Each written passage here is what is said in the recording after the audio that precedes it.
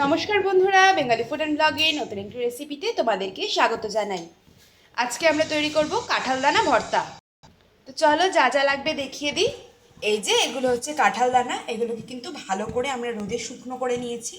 দেখো, দেখে বুঝতে পারবে ওপরের খোসাটা কিন্তু একদম ভালো মতন করে শুকনো হয়ে গেছে আর ছেড়ে ছেড়ে এসছে। আছে কাঁচা লঙ্কা, যে যেরকম ঝাল খাবা। নিয়েছি পেঁয়াজ, এখানে 5টা আমরা গোটা পেঁয়াজ নিয়েছি, এটাকে কুচিয়ে নেব। লবণ, সরষের তেল। এদিকে আমরা কড়াই গরম বসিয়ে দিয়েছি। এবারে শুকনো খোলায় অল্প অল্প করে কাঁঠাল দানা দিয়ে এটাকে আমরা ভেজে নেব।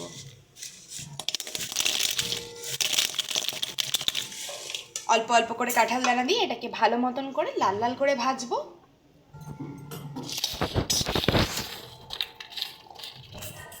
সুন্দর করে ভাজবো, একটু যাতে এর গায়ে একটু দাগ আসে সেই মতন করে এটাকে একটু ভাজবো। যত সুন্দর ভাজা হবে, এটা কিন্তু যেহেতু পুরোপুরি কাঁচা আমরা তৈরি করব, সেই জন্য ভাজতে কিন্তু একটু ভালোভাবে হবে। এটাকে একদম পুরো শুকনো খোলায় ভালো করে ভেজে নিচ্ছি। দেখো, দানাগুলো ভাজতে ভাজতে কিন্তু একদম এরকম পোড়া পোড়া হয়ে এসছে। তখনই আমরা বুঝতে পারবো আমাদের কাঁঠাল দানাগুলো একদম পারফেক্টলি ভাজা হয়ে গেছে। এবারে এগুলোকে আমরা নামিয়ে নেব।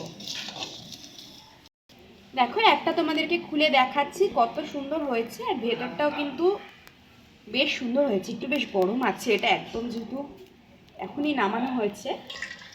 দেখো, ভেতরটা একদম পারফেক্টভাবে রেডি হয়ে গেছে। দেখো, এদিকে কিন্তু আমাদের সমস্ত কাঁঠাল দানাগুলো ভালো মতন করে ভেজে নিয়েছি। এবারে এই শুকনো খোলার মধ্যেই দিয়ে দেবো যে কাঁচা লঙ্কাগুলো রেখেছিলাম সেইগুলো। কাঁচা লঙ্কাগুলো দিয়ে এটাকে একটু হালকা করে নাড়াচাড়া করে নেব।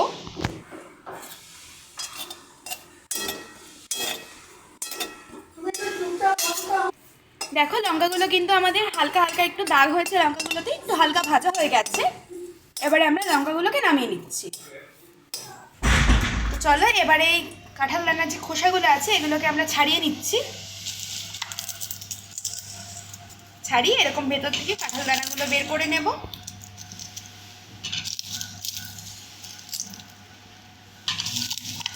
দেখো, ঠিক এরকমভাবে বেরোবে কাঁঠাল দানাগুলো। এরকমভাবে আমরা সব কাঁঠাল দানার খোসাগুলোকে ছাড়িয়ে নেব। দেখো, সমস্ত কাঁঠাল দানার খোসাগুলো ছাড়িয়ে নিয়েছি আমরা। এদিকে আগে থেকে ভেজে রাখা লঙ্কাটা নিয়েছি, আর যে পেঁয়াজগুলো নিয়েছিলাম সেগুলো কুচো করে নিয়েছি। এবার এই কাঁঠাল দানাগুলোকে আমরা শিলনোড়ায় একটু থেতো করে নেব। চলো সেটাই করে নেওয়া যাক। শিলনোড়ায় দিয়ে দিচ্ছি কাঁঠাল দানাগুলো, দিয়ে এবার এগুলোকে আমরা একটু ভালো করে থেতো করে নেব।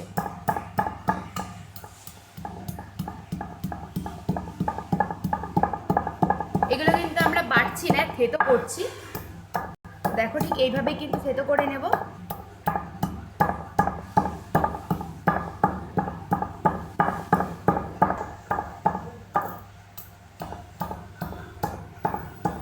দেখো, ঠিক এইভাবে সবকটাকে আমরা ভালো করে থেতো করে নিয়েছি। নিয়ে এবার এগুলোকে আমরা পিষে নিচ্ছি। ভালো করে একদম পিষে নেব।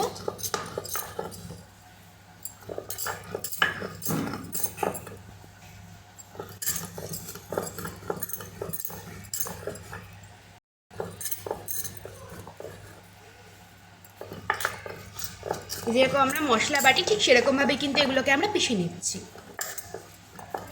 অল্প অল্প একটু দানা দানা দানা থাকবে, আর বাকিটা ভালো মতন পেশা হয়ে যাবে। দেখো, আমাদের এগুলো সব কিন্তু একদম ভালো মতন করে বেটে নিয়েছি। দেখো, এগুলো কিন্তু পুরো আমরা পিষিনি, আধা পেশা আছে দানা দানা। তো এই অবস্থায় এগুলোকে আমরা তুলে নিচ্ছি। এবারে আমরা আগে থেকে ভেজে রাখা কাঁচা লঙ্কাগুলোকে একটু বেটে নেব। শুকনো খোলায় যে ভেজে রেখেছিলাম কাঁচা লঙ্কাগুলো, এগুলোকে একটু বেটে নিচ্ছি।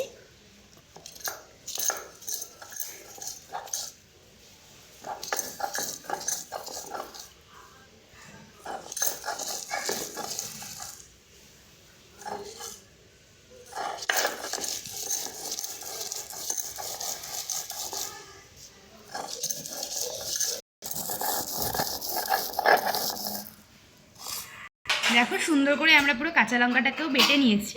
এবার আমরা এগুলোকে মেখে নেব। তো এবারে এই কাঁঠাল দানাটার মধ্যে আমরা প্রথমে দিয়ে দিচ্ছি বেটে রাখা লঙ্কাটা, দিয়ে দেব পেঁয়াজ কুচি, যে পুরো 5টা পেঁয়াজ নিয়েছিলাম আমি পুরোটা দিয়ে দিচ্ছি। পেঁয়াজটা একটু মুখে পড়বে, বেশ ভালো লাগবে খেতে। তাহলে দিয়ে দেব স্বাদ মতো লবণ,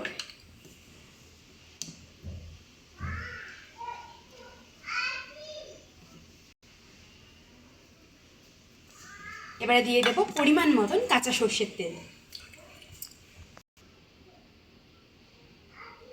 খুব সামান্য প্রথমে একটু দেব, দিয়ে এটাকে মাখবো, তারপরে দেব পরিমাণ মতন। চলো এবার এটাকে আমরা মেখে নিচ্ছি ভালো করে। ভর্তার স্বাদ কিন্তু সবসময় হাতের মাখাতেই আসে, যত ভালো করে তোমরা মাখতে পারবে তত ভালো স্বাদ হবে। দেখো কি সুন্দর এটা মাখা হয়ে এসছে। দেখো সবকটা পেঁয়াজকে কিন্তু ভালো করে ছাড়িয়ে নিয়ে ভালো মতন করে এর সাথে মেখে নিয়েছি। গরম ভাতের সঙ্গে যে দুর্দান্ত লাগে খেতে, এটা একবার তোমরা অবশ্যই ট্রাই করে দেখবে। এটা সুন্দর করে আমরা শুকনো মেখে নিয়েছি। এবারে দিয়ে দেবো পরিমাণ মতন কাঁচা সর্ষের তেল।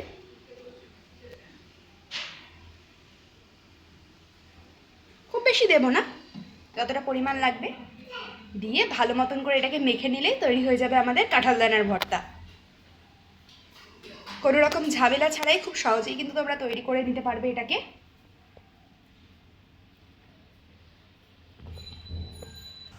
দেখো তৈরি হয়ে গেছে আজকের আমাদের রেসিপি কাঁঠাল দানার ভর্তা।